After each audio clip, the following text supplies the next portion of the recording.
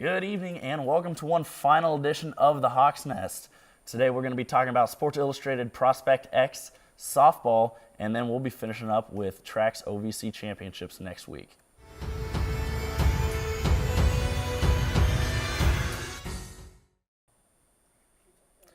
And welcome back. I'm Zach Tate, and alongside me is Matt Dollar.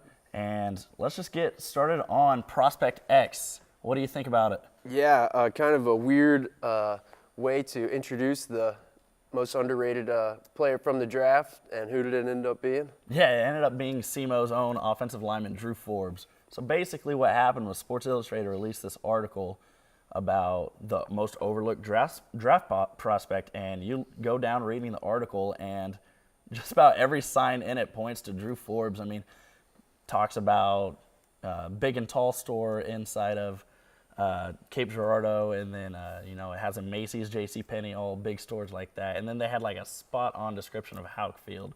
So it was really kind of pretty cool to look at that article and think, wow, could this really be Drew Forbes? And then sure enough, they announced that it was. Yeah, not often SEMO gets that sort of attention nationally, so pretty cool. And then Drew did end up getting drafted in the 6th round. Yeah, and second highest draft overall, or in SEMO history. So pretty impressive, 189th overall. Yeah, and so he got drafted by the Cleveland Browns, so he'll be doing a lot of great things, hopefully for them. I think he could be a starter, but, I mean, players he'll be blocking for, Nick Chubb, Baker Mayfield, Kareem Hunt, OBJ. OBJ? Yeah, a lot of big names over there. Yeah, no doubt. And he had the fastest 40 time at the combine. He's nothing to shrug at. He'll do his thing in the NFL on the O-line. I sure think so.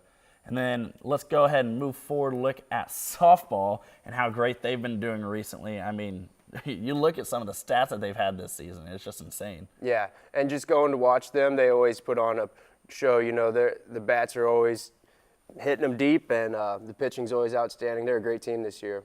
Yeah, outstanding. I mean, they've broken so many records so far this season, and they still have the chance to break a few more as they do play Morehead State this weekend. Yeah, 6 single-season records so far they've broken, including runs scored, most home runs in a season, stolen bases. I mean, really, they're just out there doing work. Yeah, they just keep racking them up, and hey, they could break a couple more. I mean, there's a few individual records that have been broken and a few more. You look at Rachel Anderson, who's been on fire all season. She's just 5 hits away from breaking the hits record. So we'll see what happens against Morehead State this weekend in that regard. Yeah, and Ashley Ellis, too, senior first baseman. She's a great leader for the team. She's broken already the RBI record with 51 so far, and she's probably going to keep racking them up as the season finishes out.